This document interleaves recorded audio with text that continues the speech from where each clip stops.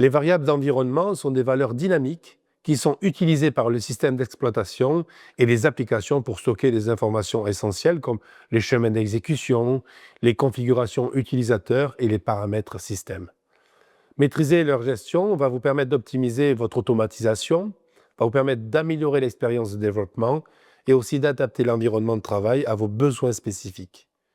Nous allons voir les bases de la configuration des variables d'environnement, leur utilisation sous Linux, macOS et Windows, ainsi que des exemples pratiques pour les manipuler efficacement. Alors, qu'est-ce qu'une variable d'environnement?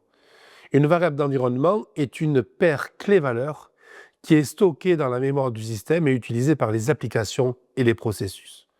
Un exemple de variable courante. Vous avez la variable path. Path, P-A-T-H. Elle permet de lister des répertoires où le système recherche les exécutables. Vous avez la variable home / usurp profile. Ce sont les dossiers personnels de l'utilisateur. Vous avez la variable shell, qui est un interpréteur de commandes utilisées. Vous avez lang, qui va vous permettre de voir la langue et la région du système.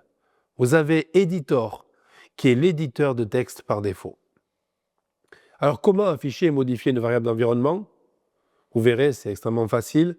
Avec Linux et macOS, il suffit de faire par exemple echo $path ou echo $home.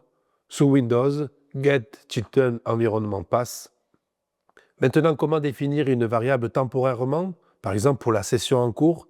Sur Linux et macOS, on va faire un export nom de la variable égale, entre guillemets, la valeur. On va faire un echo $non variable. Comment définir maintenant des variables persistantes? Une variable persistante est enregistrée et reste disponible après même un redémarrage. Par exemple, sur Linux macOS, nous allons afficher une ligne dans le bash de leur fichier export non variable égale valeur. Et on va appliquer les modifications par un source. N'hésitez pas à regarder dans le cours comment cela se passe. Pour supprimer une variable persistante, usenet le nom de la variable. Comment maintenant modifier le path? Alors on peut rajouter un répertoire au path, mais on peut le faire temporairement.